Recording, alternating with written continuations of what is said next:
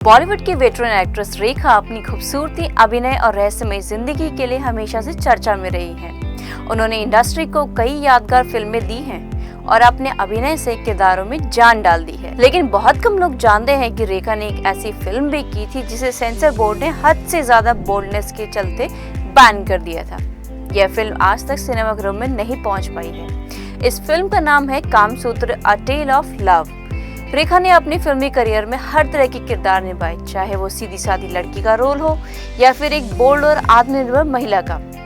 उन्होंने कई फिल्मों में अपने अभिनय से समाज की सोच को चुनौती दी, लेकिन कामसूत्र एक ऐसी फिल्म थी जिसमें बोल्डनेस की सारी सीमाएं तोड़ दी गई थी। यह फिल्म 1996 में बनाई गई थी और इसका निर्देशन किया था मशहूर फिल्म मेकर मीरा नायर ने।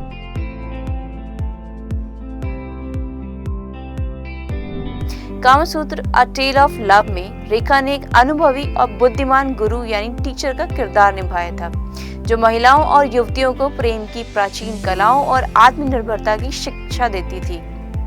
रेखा का किरदार बेहद सशक्त था, लेकिन फिल्म में जिस तरह से इंटीमेट और बोल्ड सीन दिखाए गए थे, वह उस समय के भारतीय समाज के लिए असहज कर देने वाले थे।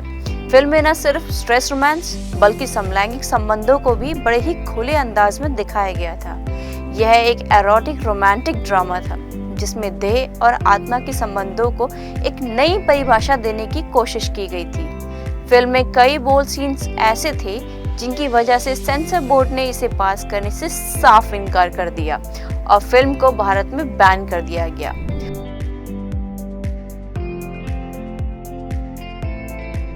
उस दौरान में भारतीय समाज इतनी खुली सोच वाला नहीं था कि वह इस तरह की फिल्म को स्वीकार सके। सेंसर बोर्ड ने फिल्म को अत्यधिक उत्तेजक और सांस्कृतिक रूप से आपत्तिजनक मानते हुए इसकी रिलीज पर रोक लगा दी।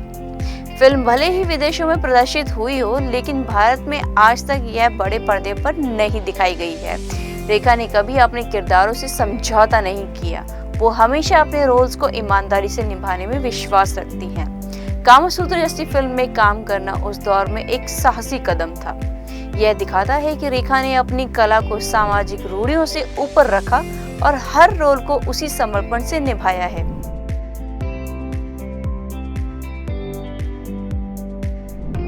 रेखा की निजी जिंदगी भी कम विवादों से नहीं घिरी रही है। उनके कई चर्चित अफेयर रहे हैं, जिनमें से सबसे ज्यादा चर्चा में रहा उनका रिश्ता अमिताभ बच्चन के साथ।